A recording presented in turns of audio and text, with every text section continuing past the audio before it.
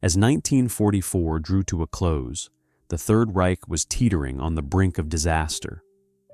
With the Allies having established a formidable foothold in Normandy since June, and the Red Army relentlessly pushing westward after their success in Operation Bagration, Germany found itself squeezed from both sides. The Eastern Front had hemorrhaged German resources and morale, while the Western Allies, now reinforced and resupplied, were poised to advance further into occupied Europe. It was a precarious moment for Hitler's regime, which had overextended itself across the continent. Amidst this backdrop of desperation, a bold plan emerged from the Nazi high command, designed to seize the initiative and possibly force the Allies to negotiate a peace favorable to Germany. Spearheaded by Hitler himself, who insisted on a direct, forceful response to the Allied encroachments, the plan was to launch a surprise offensive through the Ardennes forest, the same route that had proved successful during the Blitzkrieg of 1940. This area, lightly defended by the Allies, was chosen with the hope of replicating past triumphs. The objective was clear: to split the American and British forces, capture the vital Belgian port of Antwerp, and cripple the Allied supply chain. The plan, codenamed Operation Watch on the Rhine, was shrouded in secrecy and represented a colossal gamble by a leadership increasingly fueled by desperation and wishful thinking. German resources were dwindling fast, a fact underscored by Albert Speer, the Reich Minister of Armaments and War Production, who had warned that the war effort could only be sustained until late 1945 without significant cutbacks. In response to Speer's alarming reports, and with full awareness of the resource scarcity, the German High Command pulled together their remaining reserves, scraping together men and materials for what they envisioned as a decisive counterstrike. The German strategy relied heavily on the element of surprise and the hope of a quick, decisive victory that would destabilize the Allied forces and buy the Reich crucial time. The preparations involved amassing a strike force of men and tanks in complete secrecy, a task made possible only through strict information control and the repositioning of forces under the guise of routine maneuvers. By December, over 200,000 German troops were poised to strike, equipped with the last panzers and supported by limited air cover, their numbers depleted by years of continuous war. The timing of the offensive was also critical. Planned for mid-December, Hitler and his generals bet on adverse weather conditions, such as heavy fog and snow, which would hinder the superior Allied air power that had dominated recent battles. Indeed, when the offensive commenced on December 16, 1944, the weather conditions initially gave the Germans the cover they desperately needed. Yet, the strategic context was far more complex and grim than the German High Command had publicly acknowledged. The Eastern Front was collapsing under Soviet pressure, and in the West, despite the perceived success in Normandy, the Allied forces had grown exponentially in strength and capability, backed by an immense logistics network that spanned multiple continents. Moreover, the Allies had broken German codes and had significant intelligence capabilities at their disposal, although the Ardennes offensive would catch them off guard. As the German forces surged through the Ardennes, the initial success of the surprise element seemed to vindicate Hitler's risky endeavor. Towns and positions fell before the overwhelmed American defenders. However, what lay ahead was a brutal confrontation, fraught with attrition warfare, stark weather conditions, and a fierce resolve from both sides. The Battle of the Bulge, as it would soon be known, unfolded over the stark winter landscape, setting the stage for what would be one of the largest and most ferocious battles fought during the war in Europe, testing the limits of strategy, endurance, and human courage. The explosion at Wolf's Lair on July 20, 1944, was meant to be the end of Hitler's tyranny. Orchestrated by a faction of his own military, this assassination attempt aimed to remove the Führer and potentially steer Germany away from the catastrophic path it had taken. Led by Colonel Klaus von Stauffenberg, the conspirators planted a bomb in a briefcase at a conference attended by Hitler.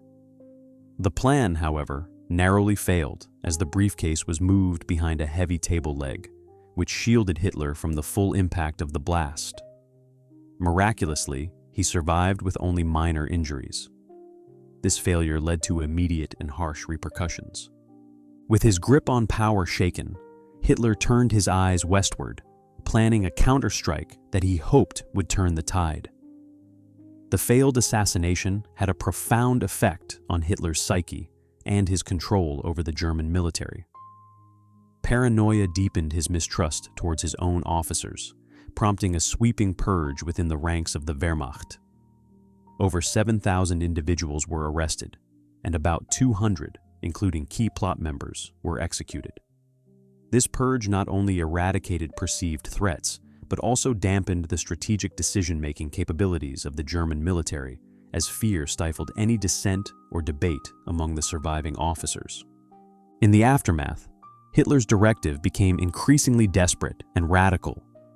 He demanded absolute loyalty and pushed for bold, aggressive military strategies to reclaim the initiative. This mindset laid the groundwork for what would become the Battle of the Bulge. Believing that a dramatic and decisive victory could still sway the war in his favor, Hitler planned a massive offensive through the Ardennes forest. His strategy was to split the Allied forces, capture Antwerp, and ultimately encircle and destroy 4 Allied armies. This was a high-stakes gamble, reflecting his renewed determination to assert control and change the course of the war under his direct command. The strategic situation for Germany by late 1944 was indeed dire. The Allied forces had successfully landed in Normandy and were pushing eastward, while the Soviet forces were advancing from the east. The German war machine was also suffering from significant resource shortages. Critical supplies like fuel, ammunition, and manpower were dwindling rapidly. In this context, the assassination attempt only deepened the desperation within the Nazi leadership. Albert Speer, the Minister of Armaments, voiced concerns about the sustainability of the war effort, estimating that the resources would last no longer than a year if the current consumption continued. Hitler's urgent need to reverse the Allies' advances was thus twofold. It was a response to the internal betrayal he had narrowly escaped, and a reaction to the external military pressures mounting against the Reich. The Ardennes offensive was his answer to both these challenges, a way to demonstrate to his enemies, both within and outside Germany, that he retained full control and could still dictate the course of the war. As winter set in, the stage was set for one of the largest battles in the Western Front.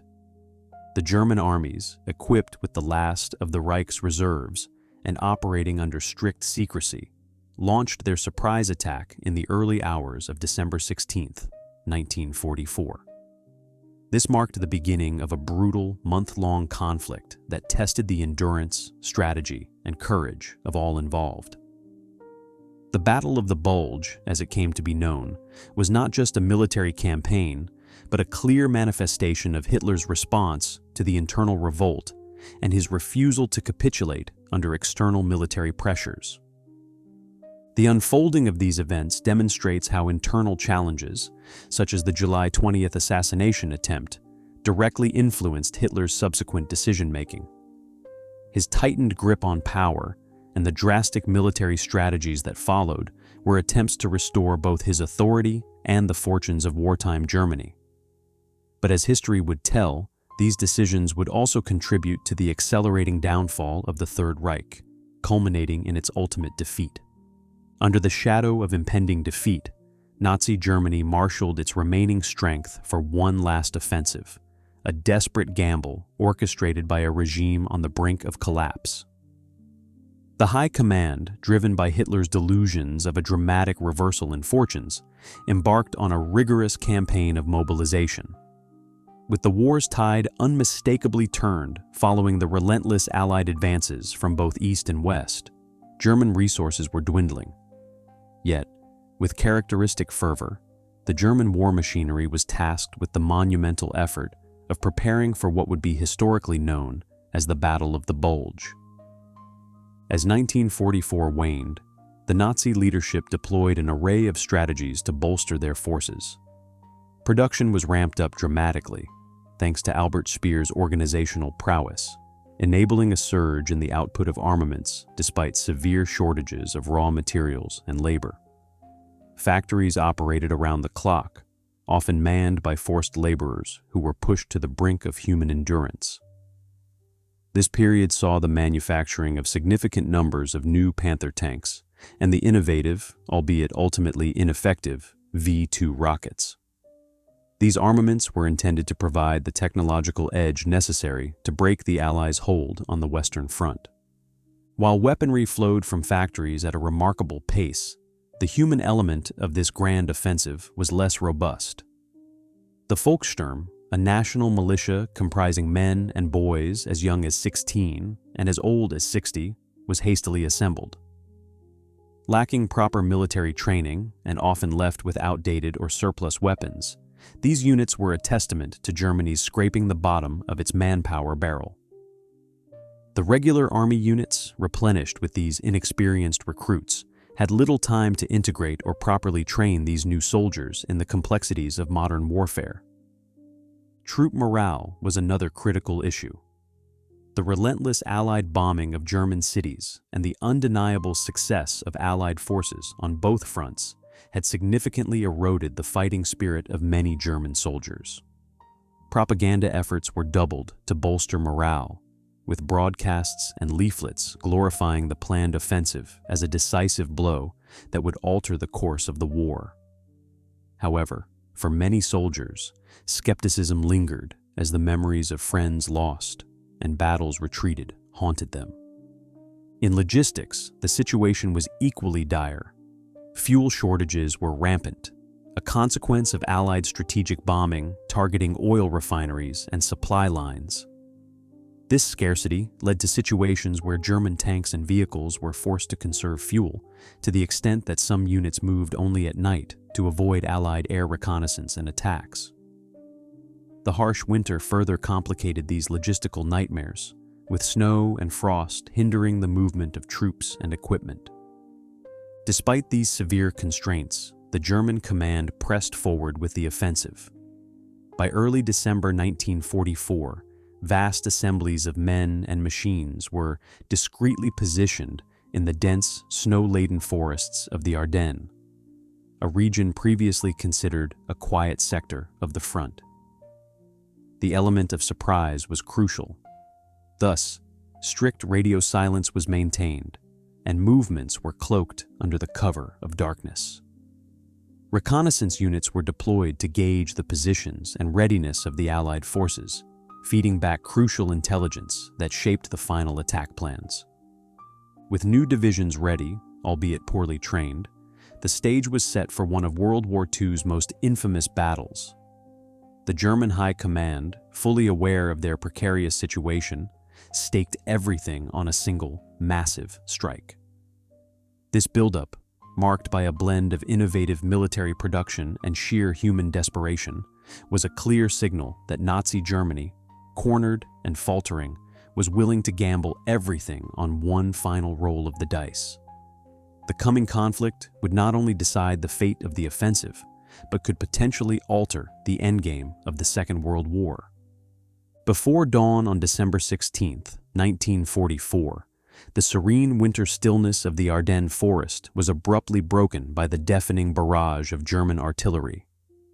The unforeseen onslaught marked the beginning of the Battle of the Bulge, Adolf Hitler's audacious attempt to split the Allied forces and capture the vital port of Antwerp. The attack was a desperate bid to regain the initiative on the Western Front and change the course of the war in favor of the Axis powers. In the pre-dawn chill, over 250,000 German troops, bolstered by heavy tanks and mobile infantry, surged across an 80-mile front. The German forces utilized the element of surprise effectively, striking at a weak point in the Allied lines held by the inexperienced and under-equipped U.S. 106th Infantry Division. The initial impact was devastating. The Germans rapidly encircled two large regiments of the 106th, taking over 7,000 prisoners and destabilizing the Allied defensive posture within the first few hours of combat. The early days of the battle saw the German forces making significant headway. Towns such as Saint-Vith and Bastogne quickly became focal points of intense combat. Bastogne, in particular, was critical due to its strategic network of 7 major roads passing through the town. The Germans aimed to capture it quickly, but were met with staunch resistance as American forces, led by Brigadier General Anthony McAuliffe, dug in, famously rebuffing a German ultimatum to surrender with a single word: nuts. As the fog of war thickened, the Allies scrambled to respond to the German advance. The surprise and speed of the attack had thrown the Allied command into disarray, complicating efforts to rally reinforcements and supply lines strained by the harsh winter and German sabotage efforts. The logistical challenges were immense, with many Allied units low on ammunition, medical supplies, and winter gear necessary for survival in the freezing conditions. Despite these challenges, the Allied response gradually took shape under the steadfast leadership of Generals Dwight D. Eisenhower and Omar Bradley.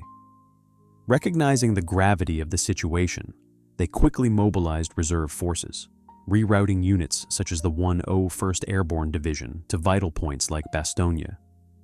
Air support, initially grounded by poor weather, eventually played a crucial role as the skies cleared. The influx of men and material began to slow the German advance, turning the tide in several key engagements. The intensity of the battle escalated as both sides were pushed to their limits.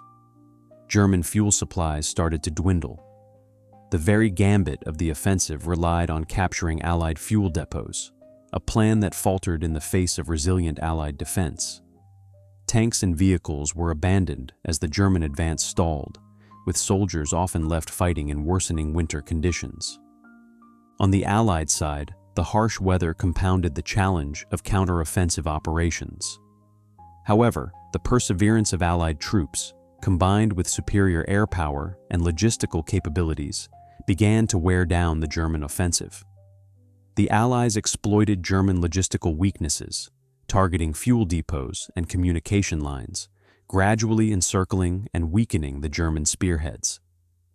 As the battle wore into January 1945, the German forces, unable to sustain their offensive and suffering heavy casualties, began a reluctant withdrawal. The Battle of the Bulge, the largest and bloodiest single battle fought by the United States in World War II, showcased the brutal reality of warfare.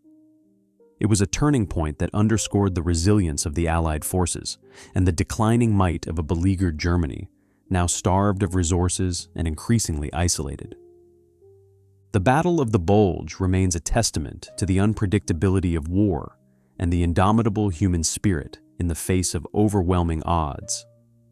As the echoes of that fierce winter fight receded, they left behind a landscape forever scarred by the ferocity of the conflict and a clear path leading to the eventual downfall of Nazi Germany.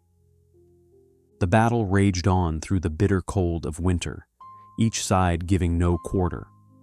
As the fierce struggle persisted, the Allied and Axis forces found themselves mired in a relentless dance of death and survival within the snow-covered forests and towns of the Ardennes. The protracted combat wore heavily on both sides, with soldiers facing not only the enemy, but also the brutal winter elements. The relentless engagement continued day and night, the air filled with the roar of artillery and the chilling screams of the wounded. Soldier morale on both sides fluctuated wildly as the prolonged battle dragged on.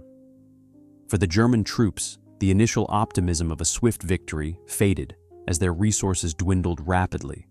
Fuel was scarce, and ammunition was being expended at an alarming rate. The Allied forces, though initially caught off guard, stabilized their lines and dug in, their resolve hardened by the knowledge that reinforcements were on their way. Strategic shifts became necessary, particularly for the Germans, who had underestimated the Allied capacity for rapid mobilization and logistical support. As January 1945 approached, the German advance began to falter. The Allies, bolstered by fresh troops and improved supply lines, launched counter-offensives. Critical towns such as Bastogne, which had been under siege, became focal points of fierce counterattacks.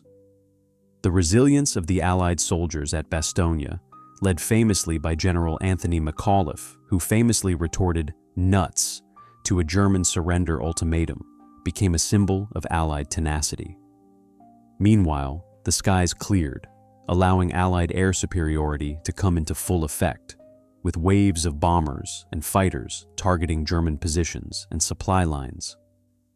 The Luftwaffe, stretched incredibly thin, could not maintain air cover, exposing German troops to relentless aerial assaults. The turning point was stark. Encircled and suffering from severe shortages, German units began to retreat. The dreams of a decisive breakthrough to Antwerp crumbled as unit cohesion and operational capability degraded. Commanders on the ground, such as Field Marshal Gerd von Rundstedt and SS Oberstgruppenführer Josef Sepp Dietrich, faced the grim reality of their situation, with Dietrich later remarking on the futility of their efforts given the overwhelming Allied material superiority. The halt of the German advance was not merely a tactical defeat, but marked the strategic crumbling of the Nazi war effort in the West. The failure of the Ardennes offensive exposed the irreparable cracks in the German military machine, drained by years of multi-front warfare and strategic missteps. The once feared blitzkrieg had been stymied, not just by Allied strategic prowess, but also by logistical oversights and the sheer grit of the soldiers who held the line against the odds. In the wake of the battle, the Allies pressed their advantage, crossing the Rhine in March 1945 and pushing into the heart of Germany. The Battle of the Bulge, thus, served as a crucial juncture in World War II, a testament to the importance of resilience, resource management, and strategic flexibility.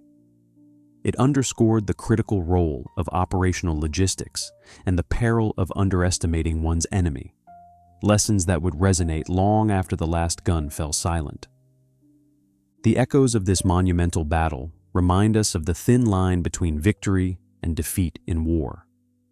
The outcome of the Battle of the Bulge was a decisive factor in hastening the end of Nazi Germany, showcasing the combined strength of Allied forces and the strategic depth that ultimately led to the liberation of Europe. The tale of this winter battle, fought in freezing conditions, remains a powerful narrative of endurance, strategy, and the complex interplay of myriad factors leading to the eventual downfall of one of history's most notorious regimes. The Battle of the Bulge was more than a military engagement. It was a final testament to the resilience and strategic acumen of the Allied forces, and a stark reminder of the desperation and decline of the Nazi regime. This fierce confrontation not only marked the beginning of the end for Nazi Germany, but also underscored the immense sacrifices made in the name of freedom. And that wraps up today's journey through history. If you enjoyed this deep dive, don't forget to subscribe and hit the bell so you won't miss the next story. See you in the next one.